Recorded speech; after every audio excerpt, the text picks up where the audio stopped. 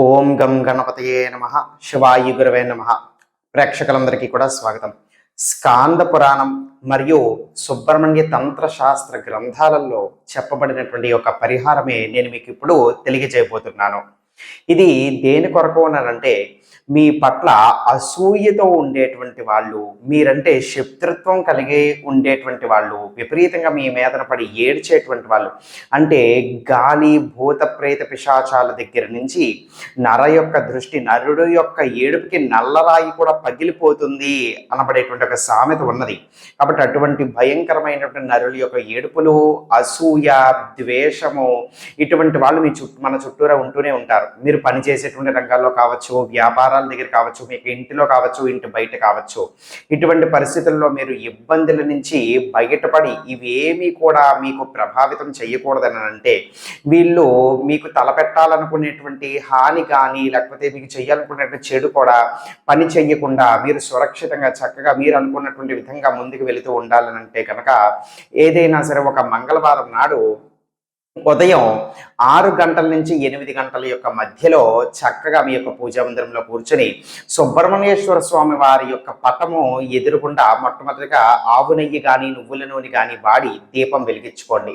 ఇప్పుడు సుబ్రహ్మణ్యేశ్వర స్వామి వారి యొక్క ముందర ఒక తమలపాకు పెట్టి ఒక చిటికెడు కుంకుమ దాని మీదన వెయ్యండి.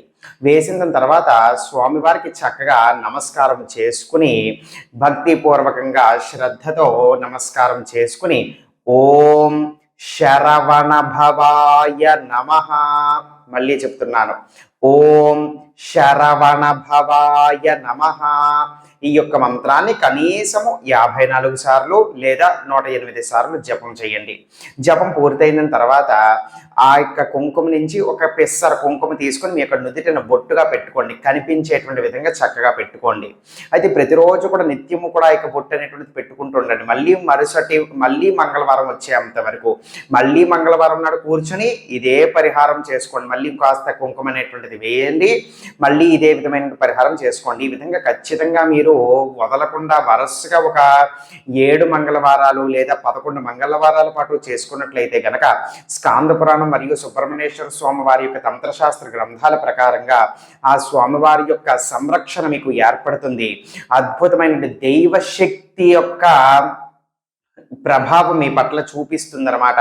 ఇది సుబ్రహ్మణ్యేశ్వర స్వామి అటువంటి దైవశక్తికి అధిపతిగా ఉంటారు. కాబట్టి మీకు సంరక్షత, అలాగే సురక్షితంగా మీరు ఉండేటువంటి విధంగా అన్ని చెడుపుల నుంచి కూడా మిమ్మల్ని కాపాడుతూ, మీరు అనుకున్నటువంటి పనులు జరుగుతూ మీరు ముందుకెళ్ళేటువంటి విధంగా స్వామివారు అనుగ్రహిస్తారు. సర్వే జనాసుకున భవంతు. శివార్పణమస్తు.